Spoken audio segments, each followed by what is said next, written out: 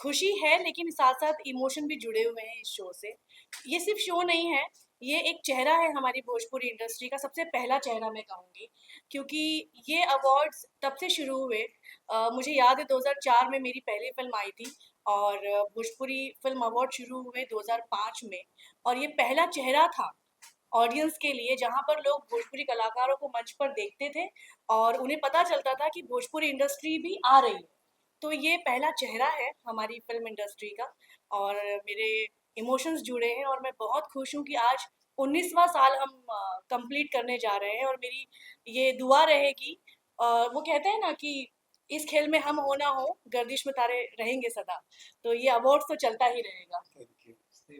विनोद जी, 19 साल हो गए जैसे सब बात कर रहे हैं, क्या कहना चाहेंगे, ये जर्नी आपके लिए कैसी रही? और जैसे रानी जी ने कहा कि पहला साल जो है तब आया था जब किसी को पता भी नहीं था कि भोजपुरी अभिनेता को अवार्ड देके सम्मानित करना हुँ। है। सर क्या कहना चाहेंगे उसके बारे में? तब क्या सोचा था आपने और अब 19 साल हो गए, क्या कहना चाहेंगे इस जर्नी के बारे मैं भोजपुरी बेल्ट से हूँ, पूर्वांचल से, जौनपुर से।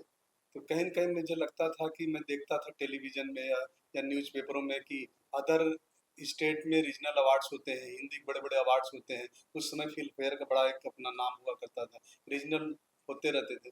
मेरे दिमाग में आया कि कहीं न कहीं इस चीज़ को हमें भी आगे ले जाना चाहिए था। मैं इंडस्ट्री से नहीं था, मैं पॉलिटिकल था और सामाजिक कार्यकर्ता था।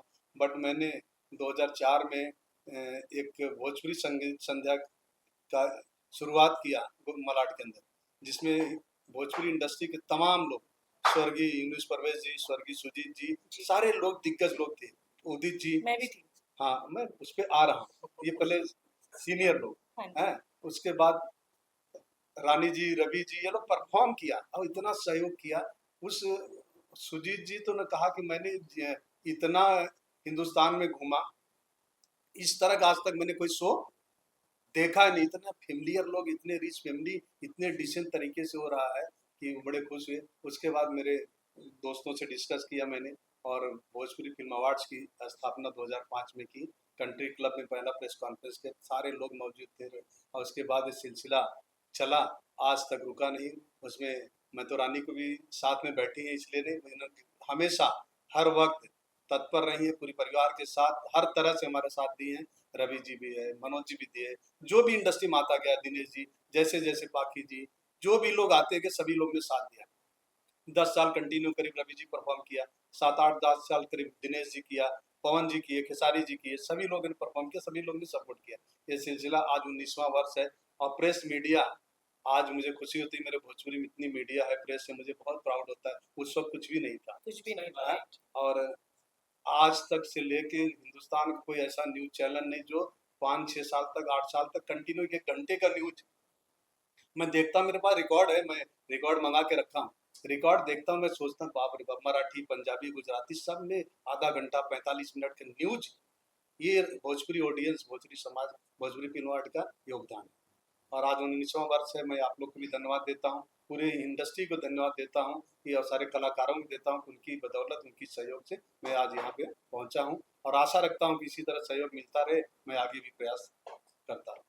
रानी जी, वैसे तो बहुत सारे लोग बहुत सारा काम कर रहे हैं हर इंडस्ट्री में, भोजपुरी इंडस्ट्री में भी कर रहे हैं, लेकिन अवार्ड से सम्मानित करना और उनके काम को रिकॉग्नाइज करना कितना इम्पोर्टेंट है? वैसे तो जनता बता देती है कि कितनी सुपर हिट है या फिर फ्लॉप फिल्म है, लेकिन जब आपको अप्रिसिएशन मिलता है अवार्ड के थ्रू, कितना इम्पोर्टेंट है एज ए कलाकार, क्या कहना है? एक कलाकार के जीवन में, या फिर एक डायरेक्टर हो या प्रोड्यूसर हो या फिल्म से जुड़े हुए हर एक इंसान के लिए बहुत ही इम्पोर्टेंट है एक अवार्ड।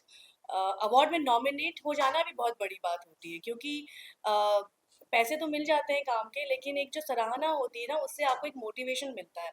और हर साल इतने सारे कलाकार, नए नए कलाकार आते हैं इंडस्ट्री में, डायरेक्टर्स आते हैं, राइटर्स आते हैं, तो उनको एक मोटिवेशन मिलता है। और नो डाउट, जैसे जो हम जैसे कलाकार हैं जो इतने सालों से काम कर रहे हैं, हमें भी बहुत ज़रूरत पड़ती है मोटिवेशन की, और एक अवार्ड बहुत बड़ा काम करता है हर कलाकार के जीवन में। तो विनोद जी, आपसे जानना चाहूंगा, इन दिनों जो बहुत सारे अवार्ड शोज हो गए हैं, लेकिन आपका अवार्ड ऑथेंटिक बना रहे, लोगों का भरोसा बना रहे, उसके लिए आपने किन चीजों का ध्यान रखा है? अगर उस बारे में कुछ बताएं, और कौन होंगे ज्यूरी जो डिसाइड करेंगे कि अवार्ड किसको मिलना चाहिए? देखिए, हमारी ऑथेंटिक की बात जो है वो आप लोग को सबको पता है कि मैंने कभी कंप्रोमाइज समझौता नहीं किया, न किसी प्रकार का। बहुत सारे मैंने जीवन में अवार्ड्स के जब शुरुआत होती, मैंने पिछले टाइम भी बताया था, बड़े दबाव भी देखे हैं, बड़े प्रभावशाली लोग भी फ़ोन किए, लेकिन मैंने कोई समझौता कभी नहीं किया। तो वो सिलसिला तभी, उसमें ईश्वर की कृपा है, आप लोग की ब्लेसिंग, 19वां वर्ष है। कभी भी बहुत लोग खरीदने की कोशिश किए, दबाव बनाने की कोशिश की, बहुत सारी चीज़ें जो शेयर नहीं कर सकता हूँ, और उसका नतीजा है कि आज 19वां वर्ष हम तय कर रहे हैं। और आपका सवाल दूसरा क्या था? सर जूरी कौन होंगे जो डिसाइड जूरी की जब बात ऐसे शुरुआत में 1-2 बार आई जूरी, तो मैंने 3-4 साल 2 बार प्रेस कॉन्फ्रेंस करता था। एक तो डिक्लेयर करता था डेट और वेन्यू, दूसरा नॉमिनेशन डिक्लेयर करता था। जब जूरी को बिठा दिया सामने, सारे इंडस्ट्री के सीनियर लोग बैठे थे 3-4, उसके बाद कोई कोई सवाल जवाब करना ही बंद कर दिया। इसलिए जूरी को हम अब डिक्लेयर नहीं करते, 4 साल किया, बिठा के किया कि भाई योग्य है कि नहीं है।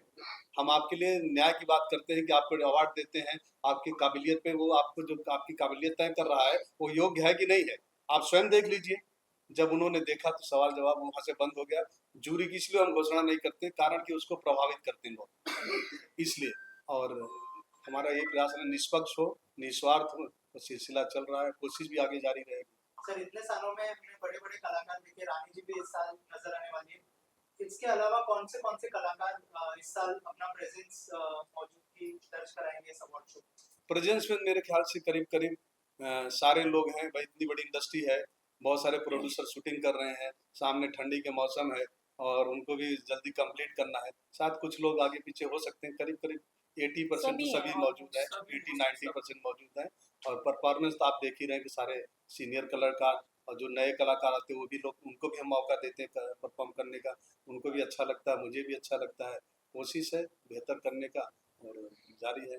बाकी सवाल है, यहाँ इस साल हमारे बीच में मैं अरशद खान जी नहीं है, जो 18 साल तक उन्होंने हमारे साथ कंधा से कंधा मिला के भोजपुरी इंडस्ट्री के नहीं थे, लेकिन भोजपुरी फिल्म इंडस्ट्री के हमारे व्यक्तिगत संबंध को देखते हुए इन्होंने भोजपुरी इंडस्ट्री को सजाने संवारने का काम किया।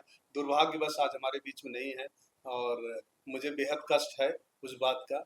और मैं क्या, उसकी जगह पे हमारे छोटे भाई प्रमोद शास्त्री जी इंडस्ट्री के डायरेक्टर है, इस साल कमान कैप्टन इनको बनाया हूँ अवार्ड का, ये जिम्मेदारी संभालेंगे। अब आप इनसे सवाल जवाब कर सकते हैं। परफॉर्मेंस की जिम्मेदारी संजय जी हमेशा निभाते रहे हैं बेहतर तरीके से, अब इस साल कैसे निभाएंगे आपका सवाल इनसे हो सकता है। प्रमोद सर, आप इस भोजपुरी फिल्म अवार्ड से जुड़े, आप तो डायरेक्टर भी हैं, जी तो जी। क्या कुछ होगा, किस तरह की सोच है, किस तरह की फिल्म को अवार्ड दिया जाएगा? असल आपकी में तरफ से किस तरह की तैयारियां चल रही हैं? 26 कैटेगरीज होती हैं हर तरह की, जैसे एक्शन की हो गई, सॉन्ग की हो गई, बेस्ट डायरेक्टर हो गया, बेस्ट एक्टर हो गया, इस तरह की 26 कैटेगरियाँ होती हैं हमारी। और सब जूरी कमेटी वाले फिल्म देखते हैं और इसका एक प्रॉपर एक तरीका होता है कि एक फॉर्म फिल किया जाता है। जैसे अभी इस साल अवार्ड हो रहा है तो 2023 की रिलीज 1 जनवरी से लेकर के 31 दिसंबर तक की जो भी रिलीज फिल्में हैं, प्रोड्यूसर्स उन फिल्मों का हमारी कमेटी का फॉर्म लेता है, उसको भरता है, फिल्में भेजता है, फिर पूरी कमेटी उस फिल्म को देखती है, फिर वो तय करती है कि किसको क्या अवार्ड मिलेगा। हिट और फ्लॉप फिल्मों को हम ध्यान में नहीं रखते, फिल्मों की क्वालिटी को ध्यान में रखते हैं। क्योंकि कभी कभी आप लोग देखते होंगे कि बहुत अच्छी फिल्म आती है लेकिन उसका टाइम ठीक नहीं होता, वो नहीं चलती है। तो जूरी कमेटी और जो इस तरह के लोग हैं वो फिल्म की मेकिंग और फिल्म की क्वालिटी क्या है इस पर ध्यान देते हैं, कौन सी फिल्म क्या अच्छा संदेश दे रही है भोजपुरी कल्चर को बढ़ाने के लिए, इंडस्ट्री को बढ़ाने के लिए, इस तरह के अवार्ड होते हैं। लाइफ टाइम अचीवमेंट अवार्ड होता है जो लोगों को मिलता है, उस तरह का एक कमेटी सेलेक्ट करती है कि साल किसको दिया जाएगा, उस तरह की भी कैटेगरी है। 2-3 हमारे स्पेशल अवार्ड होते हैं, वो अवार्ड इसलिए दिए जाते हैं जैसे भोजपुरी इंडस्ट्री को किसने कितना बढ़ाया, किसी नए व्यक्ति के भोजपुरी फिल्म इंडस्ट्री में आने से हमारी भोजपुरी इंडस्ट्री का कितना ग्रोथ हुआ, किसके आने से बहुत बड़ा चेंज हो गया जिससे हमारी भोजपुरी इंडस्ट्री को फायदा हुआ, टेक्नीशियंस को फायदा हुआ, उनको भी हम अवार्ड देते हैं। इस तरह की कैटेगरीज है जो कमेटी हमारी डिसाइड करती है, उस पर काम करते हैं। पिछले पहले अवार्ड से लेकर के 19th अवार्ड तक भोजपुरी अवार्ड में मैं जुड़ा रहा हूँ। हमारे सीनियर अरशद भाई थे, वो निर्देशक थे, वो सारा काम करते थे, तो बड़ा अच्छा था। अब हमारे बीच में नहीं है तो इस बार भैया ने ये कमान हमें दी है, तो कोई नई बात नहीं है हमारे लिए, लेकिन ये है कि एक टैग मार्क निर्देशक का मिला है। संजय जी, बहुत बड़ा योगदान होता है आपका अवार्ड शो में, मैं देखती हूँ हमेशा बहुत ताकत होता है, रिहर्सल्स होते हैं, फिर डांस परफॉर्मेंस वाले दिन भी आप बहुत ताकत जैसे मैं तो लास्ट टाइम भी बोला था, क्योंकि मैं एक सच्चाई बोलता है, ऐसे बहुत अवार्ड होता है, मैं देखता हूँ बहुत अवार्ड तो सब ऐसे अपने तरीके से करता है। ये तो विनोद जी का तो बहुत बड़ा फन है। तो मैं जो भी कर, मुझे मैं हिंदी का, मुझे सर हिंदी का मैं अवार्ड शो कर, क्योंकि विनोद जी में कोई चीज़ का कॉम्प्रोमाइज़ नहीं। वहाँ से मैं 12-12, 15-15 दिन रिहर्सल करता हूँ, और मुझे मतलब ये नहीं, विनोद जी मुझे ये नहीं बेटा तू जो ज़रूरत है वो तू मेरे से माँग, सब दूँगा। आज लोग 15 दिन रिहर्सल करते हैं, पूरा एकदम अप टू डेट, मतलब कोई चीज़ का कमी नहीं, ये नहीं, वो नहीं। मास्टर जी आपको प्रॉप्स चाहिए, प्रॉप्स जो चाहिए उसका अवेलेबल प्रमोद जी करता है, और मेरे को अच्छा भी लगता है काम करने के लिए। और क्या बताऊँ मैं, अवार्ड का बोला, जो नॉमिनेट का जो बोलता है प्रमोद जी, विनोद सर का ऐसा है, वहाँ कोई भी कितने बड़े बड़े तोप भी रुका, उधर कुछ चलता है नहीं, जो कमेटी डिसाइड करता है इसको जेन्युइन है, इसको देने का, इसका उसको देना ही देना, उनको ही देगा। बाकी लोगों को भी आपने बहुत अवार्ड लॉलीपॉप दे दिया, हो गया अवार्ड खत्म, क्योंकि कंपटीशन होता है।